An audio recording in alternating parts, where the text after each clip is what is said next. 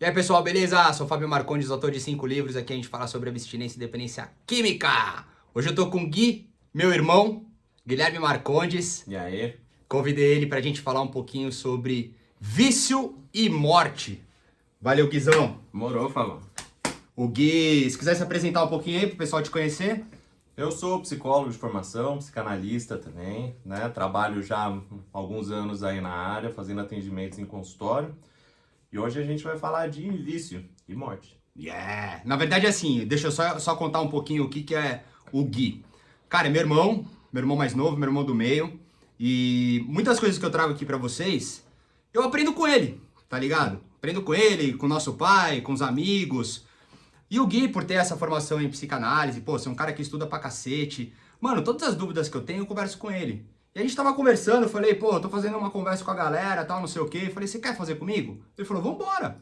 Então, assim, hoje a ideia é mais ouvir o que o Guilherme tem pra gente, sabe? Em cima de algumas perspectivas, conversa solta, livre, a gente não montou roteiro, não sabe o que vai acontecer. Mas a ideia principal é a partir do vício e morte, né? O que a gente pode começar a falar disso? Acho que antes de começar a falar qualquer coisa do tema, é importante colocar que se a gente vai discutir psicanálise, a gente tem que tomar muito cuidado para não colocar, para não entrar num estigma, para não entrar num rótulo, né? Tipo, se a criança tiver um desenvolvimento X, então obrigatoriamente ela vai ser tal coisa, né? Porque senão a gente cai naquela coisa, tipo, qual é o perfil do viciado? Não tem o perfil do viciado, né? Todo mundo está sujeito ao vício, né? Então, acho que esse é o ponto de partida, assim. Legal. Né? E eu lembro que a gente estava, quando você me chamou para a gente trocar essa ideia, né? A gente estava falando de vício, que tem tudo a ver com né? Vamos estudar psicanálise, é fenômeno humano, né? Mas eu comentei da pulsão de morte. Sim, pulsão de morte. Né? E o que é a pulsão de morte? Puta tema complicado, tem um monte de publicação sobre isso, a gente podia ficar dias falando disso aqui. Né? Mas acho que para resumir a coisa, colocar de uma forma bem simples assim, pulsão de morte seria um instinto que a gente tem, uma pulsão mesmo, né? Algo que nos impulsiona em direção à morte, né? E todo mundo, né? Isso nasce com Freud, depois outros autores trabalham com isso também, mas todo mundo tem isso inato, né? Tem a pulsão de morte como essa potência inata que te leva para o desligamento, né? E vício, né? Qualquer vício é um movimento de morte. Sim. Né? Sim. E até quando a gente estava trocando ideia lá na festinha da família, a gente estava falando que mas a galera às vezes começa a usar droga, uma coisa recreativa, né? Tá, vamos, é felicidade, é festa, né? É putaria, é zona, não sei o quê. E isso parece que é muito da vida, né? Fala, puta, vai viver, vamos viver intensamente e tal. E mentira, né? Isso daí é um ganho secundário, né? A gente vai falar muito disso, assim. O que é o ganho secundário, né? Porque é isso, é a morte maquiada de vida. Sim. Né? Porque viver intensamente, cara, não necessariamente é vida. O cara sei lá, o cara que pula de paraquedas, puta, é intenso pra cacete, o cara, só que ele tá se jogando de um avião. Sim. Né? A chance do cara cair e morrer, tá ali, tá ligado? Então, assim, merda, é vida, né? mas não é morte, cara, é morte também. Né? É adrenalina, é o risco de morrer. Sim. Né? Esse tema surgiu, olha que interessante, bem lembrado, Gui. A gente tava conversando, tá, não sei o quê, e aí o Gui falou, cara, vamos falar de pulsão de morte. E aí ele retratou exatamente isso, e eu fico como um bom ouvinte, né? Eu vou escutando ali, aí eu vou pensando, processando, aí depois que ele terminou o raciocínio, eu falei, porra, Gui, mas tudo isso que você tá dizendo, eu também enxergo como pulsão de vida. Porque, por exemplo, eu não tive, mas eu tenho representado dentro de mim rejeição, abandono, negação, insegurança, timidez, feiura, tudo que vocês já estão acostumados. A droga, ela serviu para silenciar uma esquizofrenia, uma mediunidade, uma inabilidade de viver e me trouxe uma pulsão que fez com que eu ficasse desinibido, sabe? Impulsivo, começasse a socializar. E aí também se rebateu no aspecto de não ser necessariamente uma pulsão de vida, né? Mais um ganho secundário. Um ganho secundário. Né? Por que ganho secundário? Né? Porque você está fazendo algo que é destrutivo, mas que tem em algum momento um ganho. Né? Então, assim, a droga, ela vai te dar, dependendo da droga, isso vai te dar euforia, vai te dar um relaxamento, vai te dar sei lá, você vai entrar em Nárnia com a droga. Então, assim, você tem um ganho secundário, né? Isso é positivo, né? O efeito positivo da droga, né? Que é o bem-estar, é a festa, é a comunidade, né? São os contatos. Só que na sequência vem o destrutivo, né? Que é a ressaca que você vai ter depois, é a necessidade de usar, é a fissura, né? Então, isso é reverdose, um negócio que, mano, né? Começa a dar ruim, né? Então, assim, você tem o negativo, né? E a pessoa, ela pode ter uma overdose, né? A pessoa, ela pode morrer, ela perde contatos. Então, a longo prazo, começa a vir aquilo que não é ganho, mas é perda, né? E até é interessante você falar da coisa da vida, né? E não da morte. Tem um autor da psicanálise, o Winnicott, que ele não trabalha com pulsão de morte, por exemplo. Né? Ele deixa essa ideia, ele coloca que, contrariando o Freud, que fala da pulsão de morte como sendo algo inato e tal, o Winnicott não fala de pulsão de morte. Né? Ele fala de uma destrutividade, uma agressividade que é inata assim, do ser humano, você nasce com isso e você manifesta isso no corpo. Ele trabalha muito com psique-soma, né? Que é mente e corpo, intercalando aí, se comunicando o tempo todo, e de como o ambiente vai te dando um contorno para que você se desenvolva, que você se integre como pessoa, né? Você como sujeito, e que você se desenvolva de uma maneira saudável. E aí você falou da parada do abandono, da rejeição, da feiura e tudo mais, isso tem tudo a ver com ele. Tem um texto dele, de 56, acho, que é Tendências Antissociais, onde ele fala justamente da criança, ele traz um caso clínico nesse texto, né? Mas ele fala de uma criança que sofre uma deprivação de amor da família, né? E ele, veja que ele não fala privação, ele fala deprivação, né? E ele faz uma diferença. A privação é a criança que nunca tem o amor, né? E aí ela não consegue se integrar totalmente, cria defesas psicóticas e por aí vai. Mas a deprivação é a criança que ele experimenta o amor, experimenta o colo da mãe, do pai, da família, né? Dos cuidadores, seja quem for, né? E ele tem o afeto, ele tem a integração, só que em algum momento, alguma coisa acontece no ambiente dessa criança onde ela perde isso, ou ela sente que perde isso, né? Que é o que você falou, puta, não é que eu fui rejeitado, mas você percebeu uma rejeição, você sentiu uma rejeição, né? E aí que entra a coisa, né? Na deprivação do amor, a pessoa se sente, né, sem aquilo que um dia ela teve, que é o acolhimento, a atenção, o afeto. E aí ela busca isso de uma outra maneira, né? É quando começa a surgir de novo as agressividades, as tendências antissociais, que é o nome do texto, né? E ela vai buscar isso em outro lugar. De que forma ela faz isso? Né? Ou não, roubando uma coisinha, quebrando um negocinho, fazendo alguma bagunça dentro de casa para chamar a atenção dos pais, sempre de uma maneira negativa, né? Mas ela trai um olhar, né? Ou se a gente for levar isso para a adolescência, que é quando começa normalmente a experiência com droga, né? A criança, o adolescente, ele encontra no outro aquilo que ela sente que ela perdeu em casa. Então, nos amigos, né? Nas festas, nas gangues, né? É isso, tá ligado? Ela encontra no grupo o afeto, o acolhimento que ela acha que ela perdeu em casa. Né? Então, lá ela passa a ser alguém integrado de novo.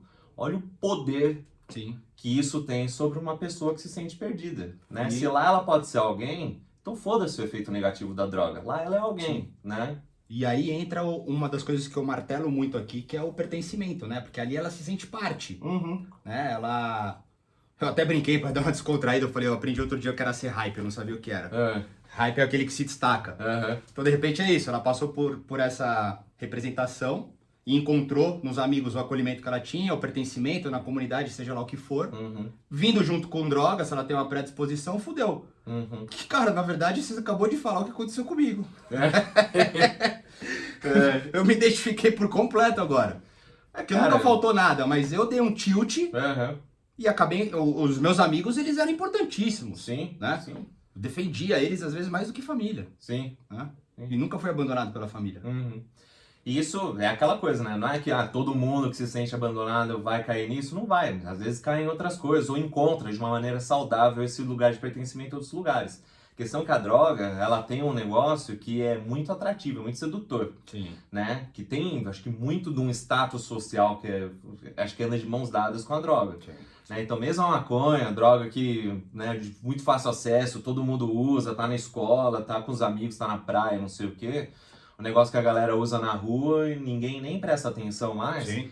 Né? Mas é uma droga que, querendo ou não, te coloca, por exemplo, em contato com um grupo, né? Onde você passa a ser o bacana, o descolado, né? Você é o moleque gente boa. O que tem a flor, que tá na moda. Tem a flor, então é o cara que tem assim, mas daí já te coloca no status, não. É o cara que, puta, ele tem acesso a drogas de qualidade. Tem o canal. Tem o canal, é tudo, cara, cocaína, por exemplo. Cocaína já é uma droga mais cara, de mais difícil acesso e tal. Beleza, tá aí disseminado, todo mundo consegue? Todo mundo consegue. Né? Mas você vai numa festa de Playboy, tem o quê? Tem prato de cocaína. Sim. Né? Altos executivos, top model, aquela luxúria, sedução. Isso é muito sedutor. Muito. Né? Porque daí você pertence a uma elite que tá ali localizada no mundo da droga. Sim. Né?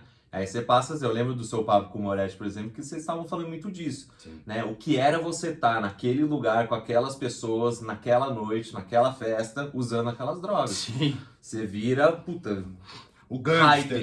Vira hype. Fica hype pra caralho. Verdade, verdade.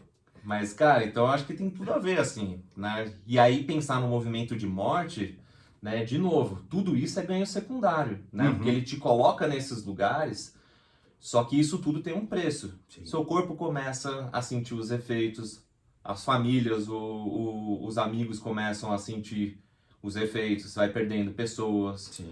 né? Você vai mudando muito, você vai ficando muitas vezes uma pessoa mais irritadiça, uma pessoa, né, mais deprimida. Isso tem efeitos na sua vida, no seu trabalho, em tudo, né? Cara, você me puxou uma curiosidade aqui. Obviamente eu tenho alguns conhecimentos, mas quero escutar de você. Principalmente hoje, né? Hoje nós temos aí muitos diagnósticos sobre transtornos, doenças mentais, etc. Todo mundo, inclusive, virou até piada, né? Ah, tá na hora de tomar meu remédio, tá ligado? Todo mundo faz isso.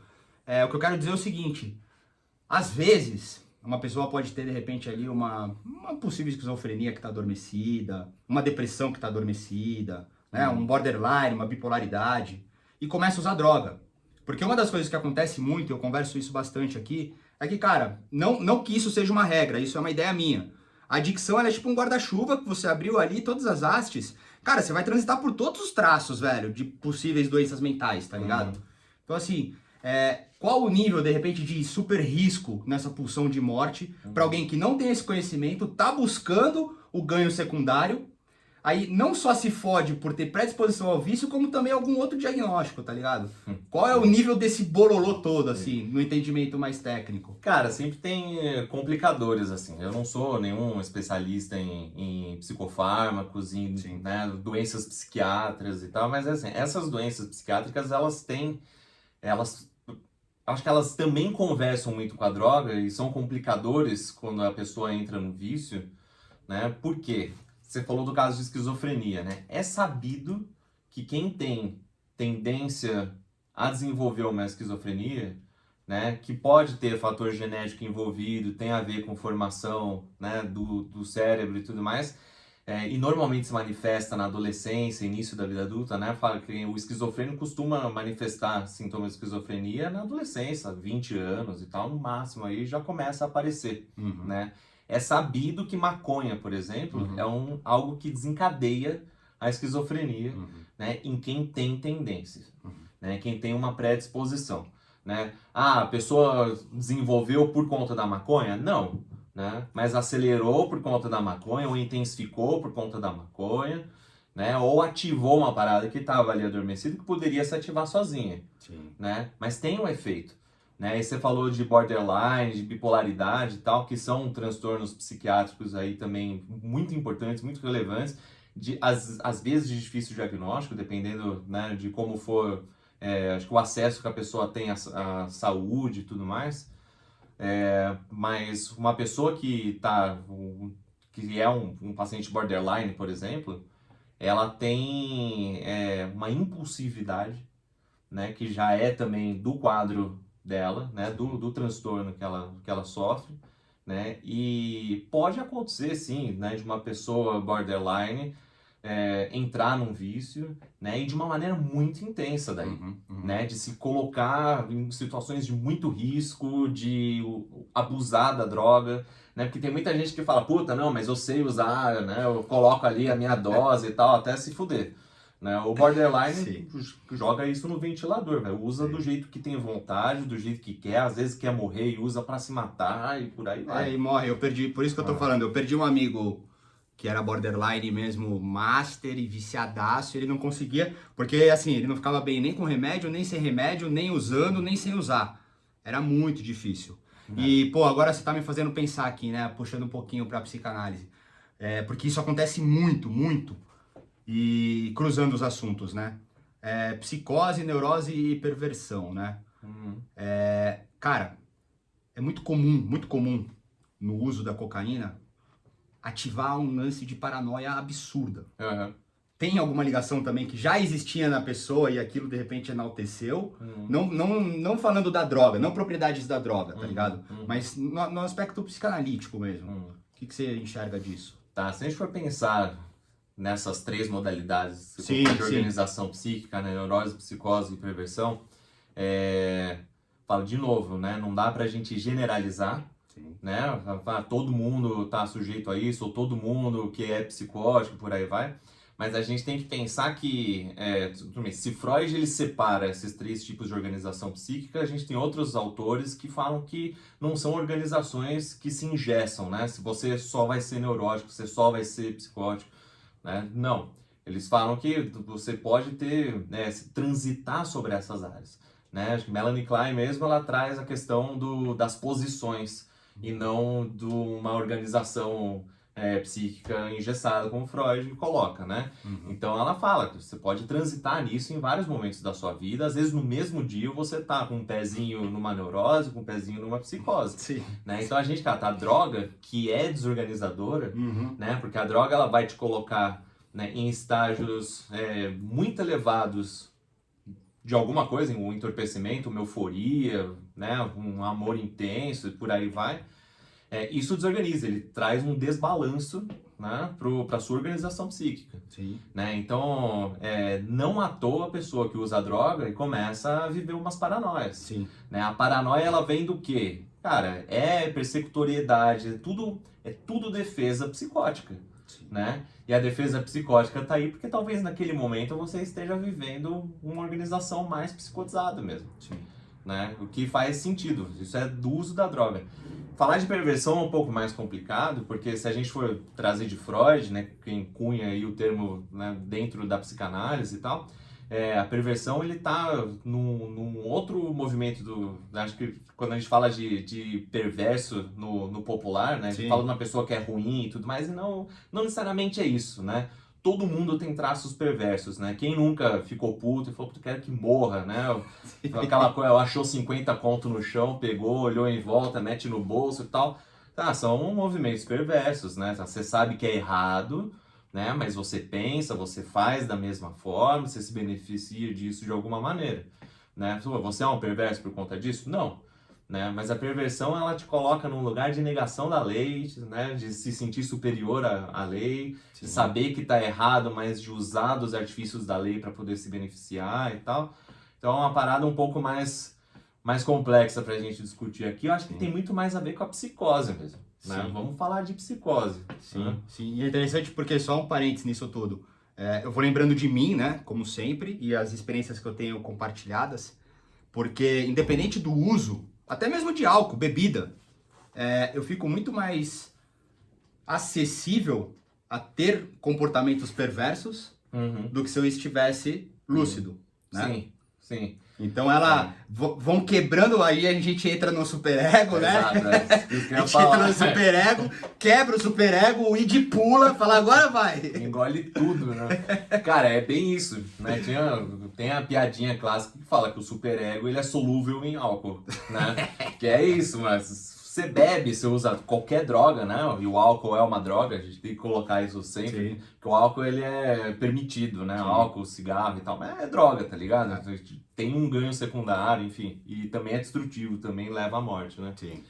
Mas qualquer uso de substância, ele vai diminuir as suas defesas, ele vai diminuir esse superego que é muito rigoroso, que é muito rígido, que traz uma censura e um freio, né? E ele vai deixar aflorar mais os seus desejos aí, né? Você falou do id, né? Vai deixar aflorar mais os seus impulsos, as suas vontades, né? Então, realmente, né, a pessoa usa uma droga, o superego dá aquela rebaixada, e aí você põe pra fora o que você tem vontade de fazer. Aí passa a loucura, ele acorda e olha, puta que pariu, o que que eu fiz? Ô, mano, bate o carro, aí começa aquele bololô todo, né? O remorso que vem depois Nossa. é porque baixa o efeito da droga, o superego volta a trabalhar, tá ligado? O que que você fez? Exato, aí vem culpa, né? Vem o sentimento de ser um bosta, de estar ferrando com tudo. E aí quando você tá se sentindo um merda, o que que você faz pra se sentir melhor? Usar mais. Usar mais. Cara, e você sabe que eu tô agora puxando de novo pro início da conversa, que é o seguinte, né? Pulsão de morte. Porque a gente transitou aqui um pouco e, no final das contas, o final que é o que fode, né? O começo é legal, porra, ser mais preventivo, explicar, etc e tal. Mas o final, cara, o final do vício, o cara já não consegue fazer mais porra nenhuma, entendeu? Uhum. E aí todas essas técnicas, essas teorias, todas as filosofias vão por terra. Porque é como se fosse algo muito maior do que a pessoa. Uhum. E uma das coisas que eu sempre penso, e aí que eu quero trazer mais conhecimento com você, Gui, no final, tipo, 3, 4 dias virado, já saiu com todo mundo, fez merda, entregou, fez a puta que pariu. Mano, lá embaixo o cara tá sozinho, posição fetal, Uhum. ele lembra da mãe, lembra do pai, ou lembra da mãe que não teve, lembra do pai que não teve. Uhum. Pra mim é muito, por isso que no meu trabalho hoje, eu busco trabalhar o sentimento, com clareza de raciocínio para o melhor comportamento. Porque conforme a gente vai desfragmentando, né, esses mecanismos de defesas, as tentativas de pertencimento, todas essas questões, a gente chega ali, a gente chega num núcleo duro que é muito frágil, é muito sensível, cara. E só que aí acontece uma coisa, eu vou falar de mim. Pô, nunca soube viver, 14 anos, comecei a usar, parei com 29. Mano, eu me construí em cima de mentira, eu me construí em cima de prazeres. Hoje eu tô 11 anos sem, mas eu tenho muita dificuldade ainda. Eu não me encontro nessa janela, sabe? Então, assim, eu não consigo nem encontrar uma origem, independente do entendimento. Muitas vezes eu não consigo me sentir parte também, sabe? Eu vivo um superego totalmente rígido, eu tenho esses entendimentos, só que, cara, parece que a droga, ela realmente transformou. Transformou, é como se eu não conseguisse me achar por completo nisso.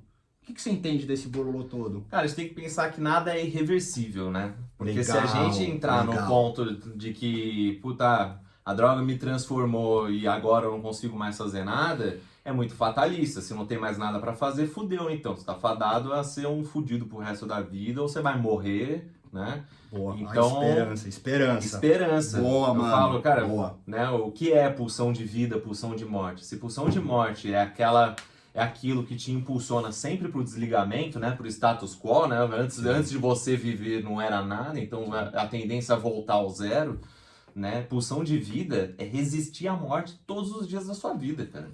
Né? Então é esperança, aquela coisa, eu tô fudido, a droga me transformou, eu não consigo mais chegar naquele lugar e tal. Cara, você não precisa nem tentar num processo de terapia, tratamento com psiquiatra, medicação, que é super importante fazer o trabalho em conjunto e tal, né? Ainda mais com um paciente que está tentando lidar com vício, porque você precisa, né, do fármaco, você precisa da droga psiquiátrica para poder te ajudar, né, a se limpar, a manter o mínimo de estabilidade emocional para lidar com deixar a droga, né?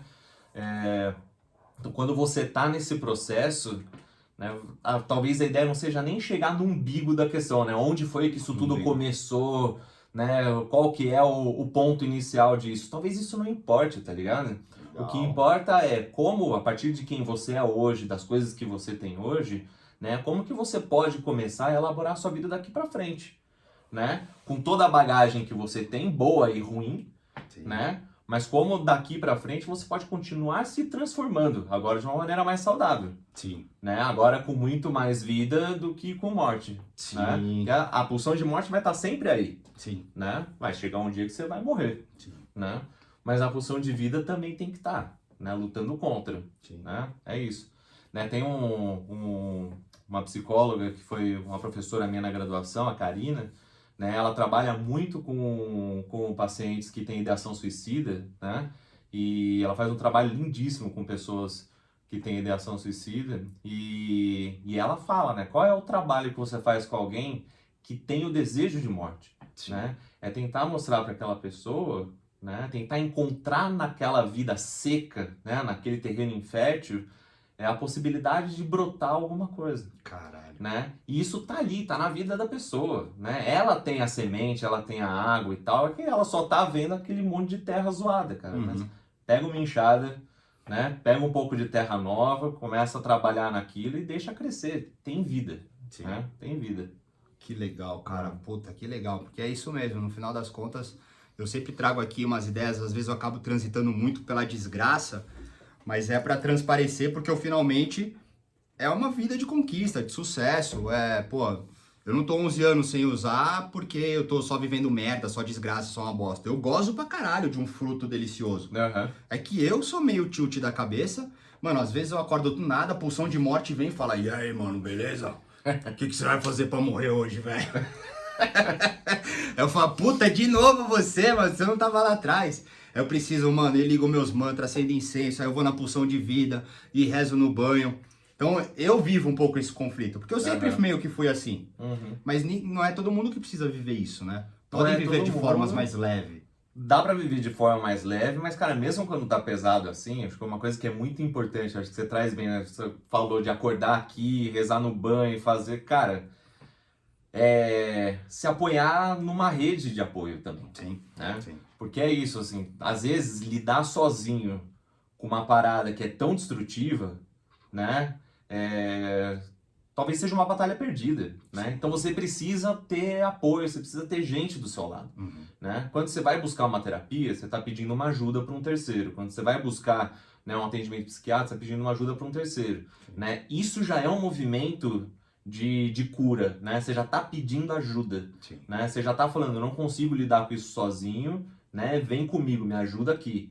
Né? Mas eu tô falando de amigos, eu tô falando de família, né? Poder se apoiar no outro também, né? Fala, se o Winnicott lá tava falando que você precisa, né, do outro para se constituir como sujeito, né? Se você tá desintegrado, você tá desorganizado dessa maneira, você ainda precisa do ambiente para te ajudar a se constituir como sujeito, Sim, né? sim. Então busca no outro. Uma coisa muito legal que você falou, né, do núcleo duro, a pessoa que tá ali em posição fetal, né, mas por fora tem toda aquela coisa, né? Tem toda aquela energia, tem toda aquela personagem, vamos colocar assim, Sim. né? O Winnicott, ele fala do falso self, por exemplo, né?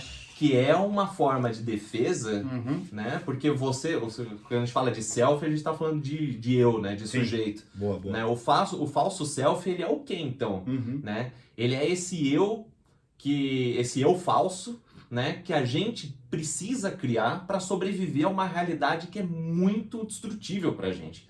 Né? Então é aquela coisa, se você percebe um mundo que quer te destruir e você é um eu frágilzinho, porque muitas vezes a gente é um eu muito frágil, porque a gente não conseguiu se constituir muito bem, né? Porque faltou apoio do ambiente, o falso self, ele entra para falar, deixa que eu banco, porque eu vou lidar com essa merda, né? Na minha realidade aqui, né? E é falso porque é bem isso, é minha realidade, né? Tipo, sou eu de mentirinha que eu vou lidar com um mundo real ali, mas dentro do que eu sustento. Sim. Né? Enquanto o euzinho fica ali, cara, tá fragilizado, mas tá protegido. Ele tá em posição fetal, tá ligado?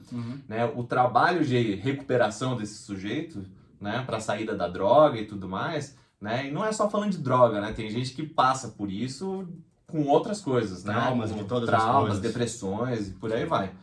Né? Mas a saída disso, dentro de um processo de análise, né, é você poder fortalecer esse eu, O euzinho que está ali fragilizado, você vai integrando, você vai constituindo, ele vai se fortalecendo, né, para que quando ele tiver forte o bastante, o falso eu não seja mais necessário.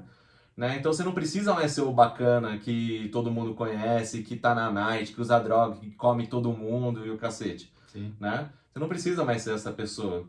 Né? Porque você, serzinho normal, né? Com aquela pessoa que é ordinária, né? Esse é o ponto. Sim. Né?